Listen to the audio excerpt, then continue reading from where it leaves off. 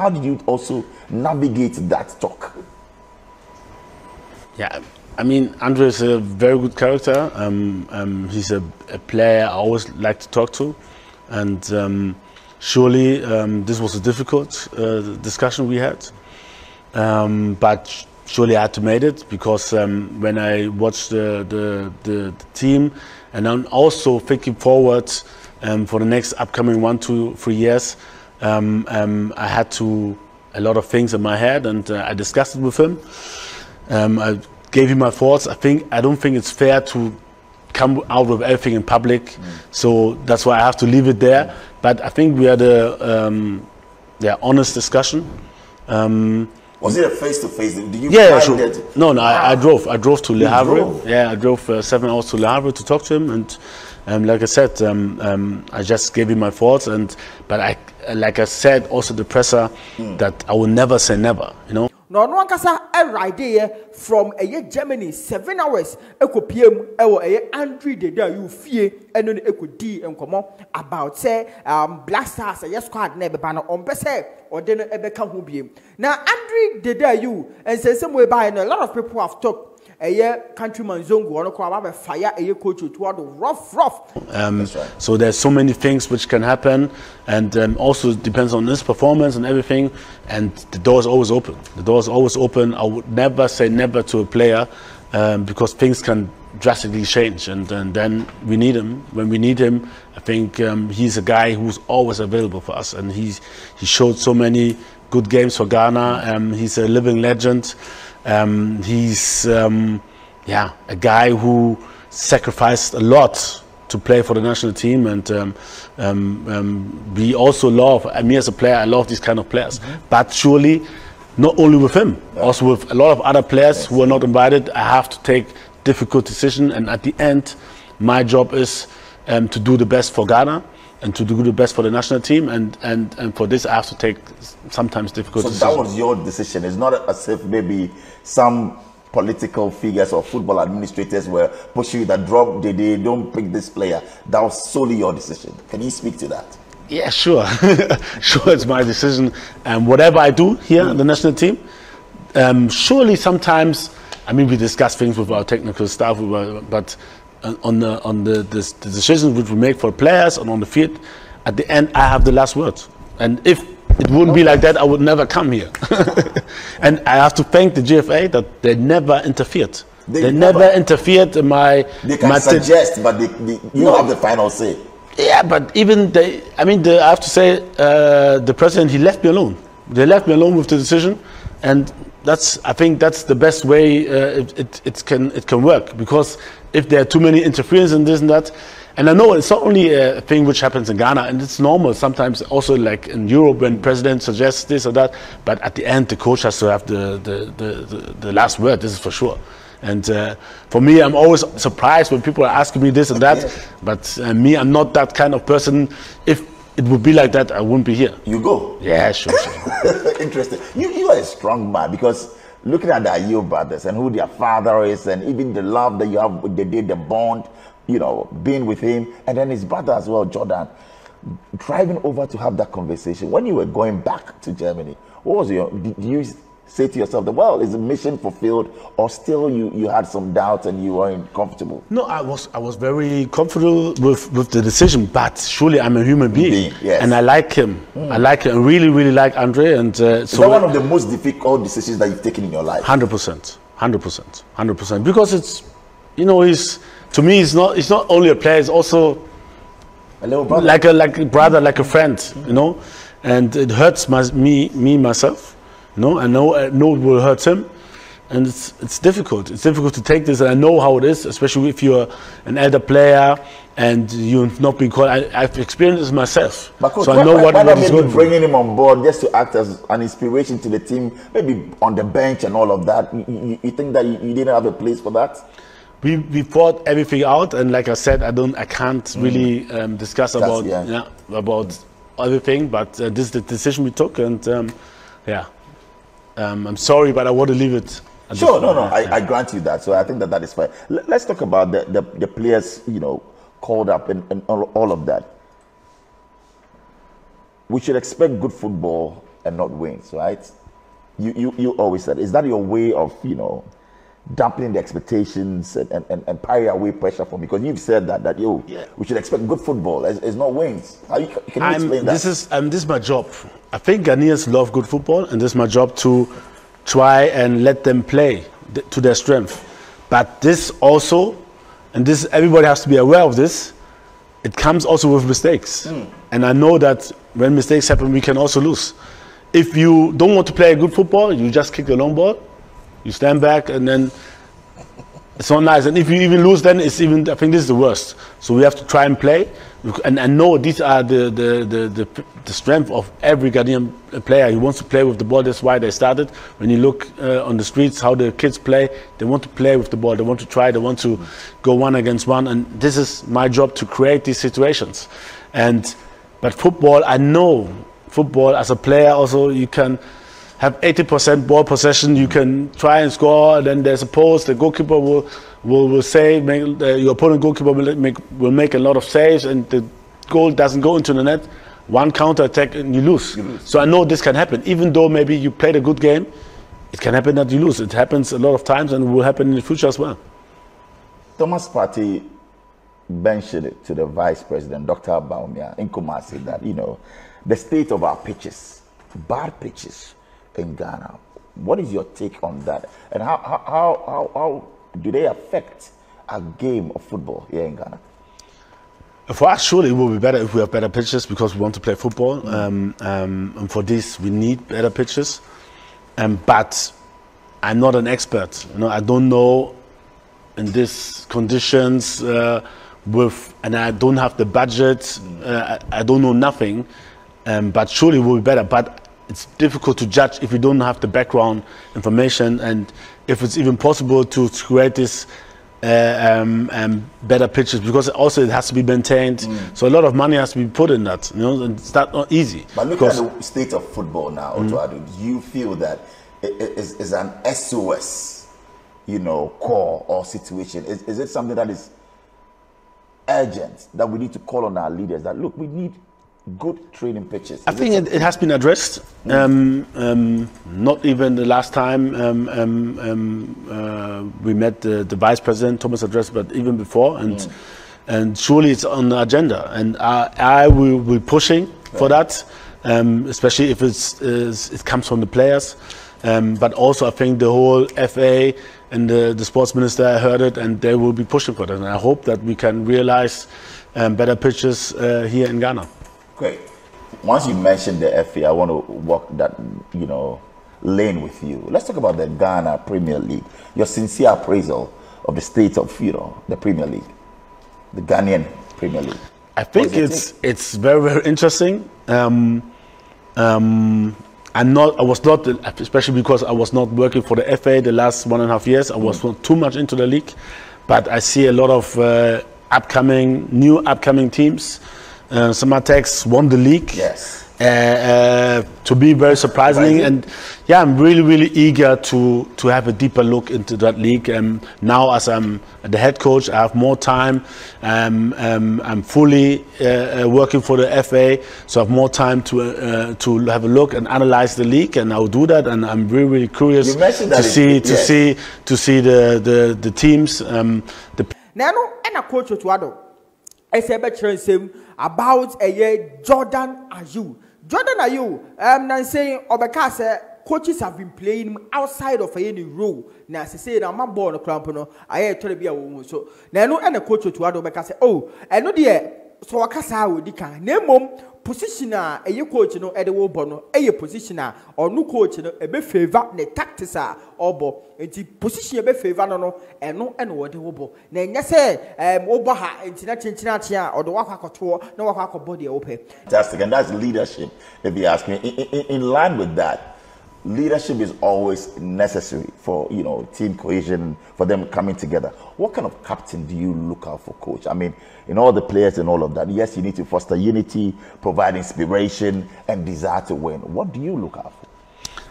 I think like everybody, if possible, if we want to see everything in a leader, he should take responsibility on the pitch, but also off the pitch. He should be a role model. he should be surely in his position a player which is unquestionable in the squad. So there are so many things, but surely to find somebody who has everything is difficult. And still, if you are a leader for a team, you can also progress in your leadership.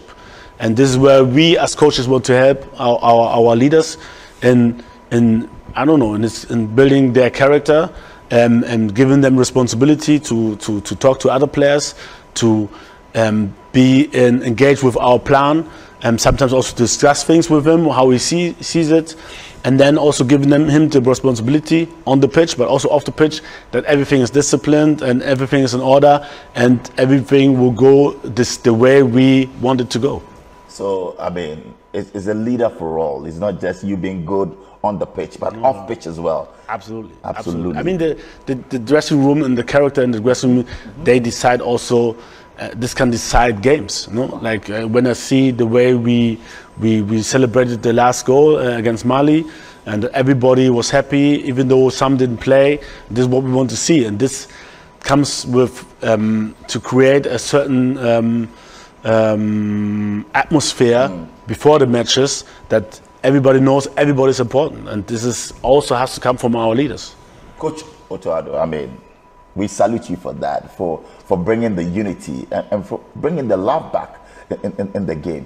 And one thing I also want to pick up with you is how you're able to keep players more live than before. Before I could just see a lot of video, or we sent. Before, when I was working, Didier Dramani was observing the league very, very well. Now John Pencil is observing the league very well. They're giving me reports about the players. They're analyzing, observing, and the games, and really, really good reports. But surely now I have the time also to look for myself and to get an impression of the league and players. You mentioned that he's interested, and you mentioned Samatex, but you surprised. Kotoko Hearts, the big teams have now, gone under, and then Samatex coming up, Dreams FC and all of that. How does that make you feel? Yeah, I think there's something happening now. So it's also a sign for good work. Good. Because I don't know if they have the same budget as Hearts or Kotoko. This one, I don't know. I'm not into that. But it looks like there's a lot of good work being done outside of Accra, outside of Kumasi, and it's really, really interesting for me to see what are they doing, how do they prepare, who are the coaches to have talks that can give me some information about players, about how they play, about the character, about their setup, and will be really, really interesting to get deeper into these conversations. Coach, can you confidently assure us or tell us that you pick players from the local clubs for the Nations Cup or the World Cup? No, I can't, because I have to. No, at the end, it's about quality. Why? Okay. So I will look at the local league, I will look at Europe at players, and then at the end we will see. But for me, there's no. We shouldn't always divide. Like this is a local league, this is a European players or whatever. For me, the Ghanaian players and the best will play.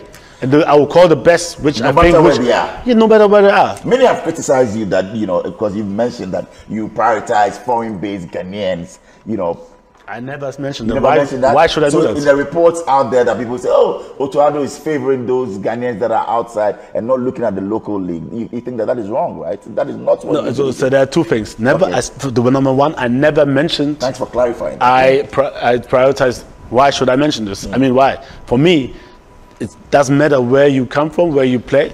If you're good, you're good. If you're not good, or maybe not that good, you're not. And it's always close decisions. It's not like it's very, very clear or this or that, because also it's difficult to analyze the conditions under which players play. And I have to take the right judgment on all the players, and I know how difficult it is to play here in Ghana. Maybe on worse pitches and all the conditions with less money and everything. I know, so I have to take all these things in my consideration and about the call for the country. And for me, why should I leave somebody who I think he's better than the other at home and maybe lose a game? It doesn't make sense. So for me, I would take the best possibility for us to win the game. For coach is always the best, and the best is what you go out for. When we put out the flyer that we're actually going to interview you, I got a message, and the person wants to know from you as well that what will it take Ghana to lift, the elusive Africa Nations Cup? Many are saying that, wow, we go out there close to getting, a win and all of that. What will it take? And actually, we got this from Kofi in Koforidua, who wants to know from you. Coach. Okay. Phew, I mean, it's difficult. I think nowadays everything's on the edge. Ivory Coast, they almost went out of the Africa Cup of Nations. At the end, they won. So you can see, I mean, when you see all the matches, like, you see Comoros, Cape Verde, and now I think last week Benin beat Nigeria, and there's no more small teams, and these people have to understand this. But I think if you have unity in a team, it helps so much, because the most difficult part is to overcome bad experience or losses, and then to stick together as a team, believe in your capabilities and your options to win the next game, and then to execute. And so for us, it's very, very important to create a very, very good team environment, and then to implement our thoughts of tactics into the players, and then to make them believe that it can work. And for this, we need good relationship with the players, but also among them. So it's very, very important to have this and create this, and then you have at least a higher chance to move on and maybe one day win the African Cup of Nations. But it's very, very difficult. Like I said, there's no more small nation. You have to have a lot of luck. But if you work hard, you can also push for the luck. Right. Now, and a coach Otuado, as I address a Black Stars, a omu defense, and the Black Stars team, and the collab, San Crampo, and then a city. I have that opportunity. And I want to know if it's a matter of unfinished business. Why do you serve as interim manager, quit, and then you say yes to come back to the same job that you once left? You have the opportunity. Tell us why. Okay. I hope this is the last time I can say this. Yes, sir. So the conditions under which I came the last time were because I had a contract in Dortmund where that they said we will release you to help Ghana to qualify for the World Cup and to go to the World Cup just under the condition that you, after the World Cup, you come back to Dortmund. This was the condition which I said on the very first day, which the FA know, which I said on the very first press conference, which everyone, this was the condition under which I can come and help. I think we succeeded. We qualified for the World Cup. People were happy. Some people are still not happy, still finding anything, this, that. But we did our job. And that's what it was about. And sometimes I think it's a little bit unfair then to come, why did you do this? It was a clear message from Dortmund. They have me under their control because I have a contract there. Okay. That I have to come back after that, and for me it's very important to have a good relationship with the club, where I played 6 years, where I worked 5 years, which helped me all the time, and to leave them under a good condition. So now, as I had 1 year remaining, I begged them if I could release me, because the FA called me and asked me if I'm ready, and I said, look, let me clear this out with the club first. They had very good talks. I think Kurt Kweko did a very, very good job in talking to Dortmund and to get me out without paying anything. Even though I had a 1 year more contract till 2025. Yeah, things work out. I could help. I was able to help the team in March for the friendly games, and now I'm fully with the national team since the end of the season with Dortmund. I'm now fully in charge of being a head coach for Ghana, and that's the situation. Fantastic. Let's talk about the goalkeeping department as well. There was Wallacott, Ofori, Atizigi, and all of that. We keep shuffling them over the years. Tell us, who I know you don't want to stick your neck out, but over the years you played Atizigi some more. What kind of goalkeeper do you look out for? What are the things that you look out for? Yeah, I mean, for me, always to decide who's playing and who's not playing. So the basics are how are their performance in their club. and it's surely easier for me to judge on somebody who's playing. And Atizigi is player who was playing for his club. He's the #1 goalkeeper, and this is what I can give to the players, but also to the goalkeepers. Surely, if you don't play, it's difficult for me to assess on you. So this time I choose Ati. He also gave me a good impression in the training, and so surely he was a little bit ahead of the others. That's right. Playing in one of Europe's best leagues as a #1 goalkeeper put him ahead, and this is why I can judge them from. So I have to watch on their performance in their clubs, and then on that based on that, I decide who will come and who will play. And you are comfortable with him? I mean, so far with what he's done with the department. Yeah, clearly. Should the goalkeeper have the ability to be comfortable with the ball at his feet, you know, like we say, and juggle with it, and also help him patiently build play, or he must simply kick along and have the attackers, you know, play to second? Depends on the opponent, depends on the pitch, depends on the what is your table situation. You know, if like we just need 1 point and we are 5 points ahead in the last game, maybe I don't want to play too much. If we need goals and we need to score and we need to play offensive, maybe we will play more. If, let's say, we have an opponent which I analyze and I think they're weaker than us, then we will play more. If they're stronger than us, if let's say we play against, I don't know, Brazil or so, maybe we play less. So I always try to adapt on our opponent and also on what we have. And this decides also the game plan for the next game. I love that. And you're being fair and just saying as it is without fear of favor. Clearly, like you said, we conceded 5 goals in 2 games. Are we struggling with the defensive pair? I mean, at the back, what is your take on that? Is there a general lack of defensive discipline for the team, coach? No. So first of all, we conceded 4 goals, not 5. Okay. And I think, like I said, it's the whole teamwork. So we have to be more aggressive in the midfield, up front also a little bit better with the pressing, so that we don't allow them to make these kind of passes like in the last game.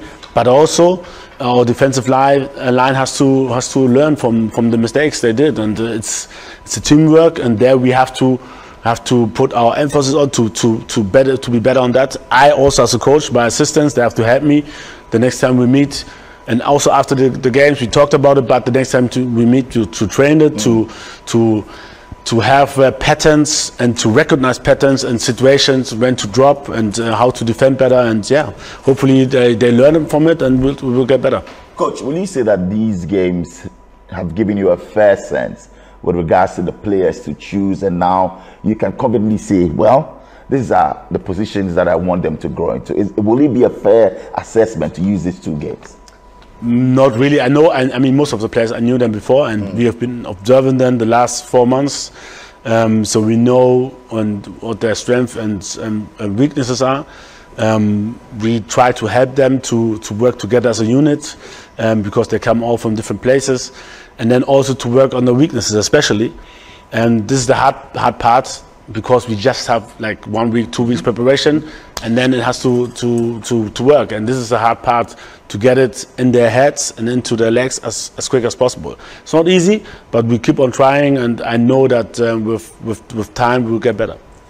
I watched an interview, I think that after the match, and Jordan was saying that, well, over the years he's not really played where he feels that he should actually be and give up his best. And it's as if now he's doing, even at, you know, where he is and all of that, he's now in his full bed and he's giving up his best now. Is that what you also see now with where you played him? And yeah, I think, like I said it in the press conference before, especially offensive players are only judged by goals, but there's a lot of defensive work they have to do, and I think John did quite well the last year. Surely this is his favorite position, but I know that he can also help at the flanks or in the midfield, because he's good in closing lanes. He's very tactical, defensively disciplined. He has a good condition, and for that it depends on the game wherever you need him. And I thought in these games we needed a number 9, but I don't know, like say when we play next year in Chad, where he's going to play. So it's difficult. Therefore, I have to analyze Chad first, and then see where I can use which player in which position. And for me, it's always more important that we win as a team. It's not about the individual player. It's about the team, and it's about where you put the players to do the best for the team. Sometimes John will shine. Sometimes maybe another one who scored the goals will shine. But for me, it's always teamwork. Fantastic thing that you brought up. So it's not about where you're comfortable at playing or where you feel you will shine, but where, according to the game, each game to their own, where you feel that I will need you the more. Yes. Yan Santos one is like Jimia, also. The boy Jimia, go dada, Unimia, they come for 2 for the TV amount. Hey, May Santos, some code mamba, Nasa me bra, Nasa me passe, a short videos, managing one year. Any baby one was a call. Namako head or 2 for the TV. Hey, what I've been videos, papa. So says, oh, now subscribe. 2 for the TV, now subscribe. So, and Tampana, not Bomodi, no, I shall link, we shall link, and I know we be speaking now, no, sorry.